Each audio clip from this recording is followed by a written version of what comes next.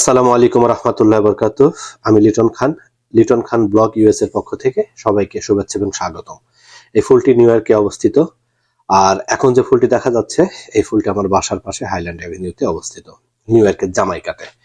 তো দুটি ফুল দুই জাতীয়, এটি একমাত্র শীতের সময় চলে যাবে, গরমের 2 মাস অত্যন্ত শৌখিন মানুষ যারা আছে অত্যন্ত বসবাস করে ফুল দেখে অনেক মজা পায়।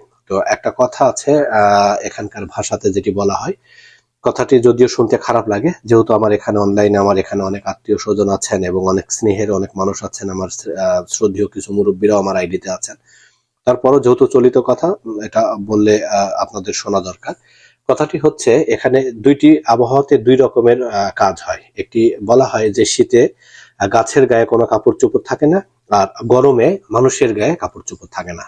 আসলে একটি ভালো খবর এখন আমি আপনাদের দিতে চাচ্ছি। এখন শীত চলে আসতেছে, গাছের কাপড় চোপড় উন্মুক্ত হয়ে গেলেও কোনো অসুবিধা নেই, মানুষের গায়ে তো কাপড় পরবে ভাই। এটাই আসলে খুশির খবর।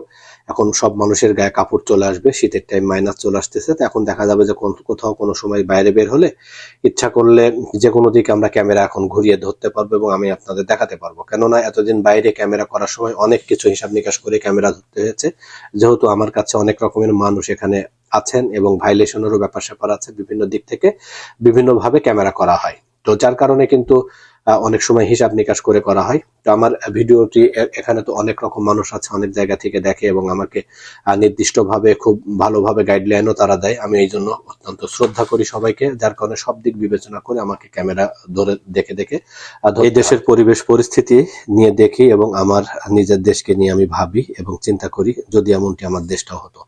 তো আসলে বলে এই টাইপের কথা বলে কোনো লাভ নাই। পরিবেশ পরিস্থিতি যেটি হোক, পরিবর্তন নিজে থেকে আনতে হবে এবং আমরা সবাই সবার জায়গা থেকে চেষ্টা করতে হবে যে আমরা পরিবর্তন হব এবং পরিবর্তন করব, তাহলেই দেশ এবং একটা জাতি পরিবর্তিত করা যাবে, এটা তাহলে সম্ভব হবে।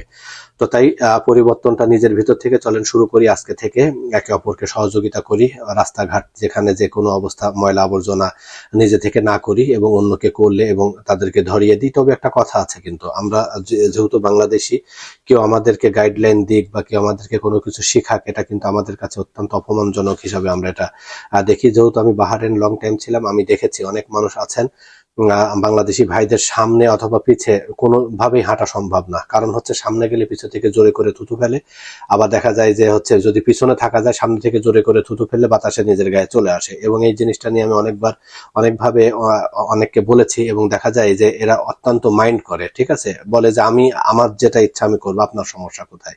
তো এই যে ভাই এই কথাগুলো কিন্তু আসলে খুব একটা খারাপ একটা কথা। এবং দেখা যায় যে আমরা বাংলাদেশিরা পান খাই, বাহারাইনে গোপনে পান টান বিক্রি করলে পান খেয়ে পানের যে কাগজটা যেভাবে পানটা মুড়ায় রাখে, পান কাগজটা দেখা যায় যে ভালো পরিষ্কার জায়গায় থ্রো করে।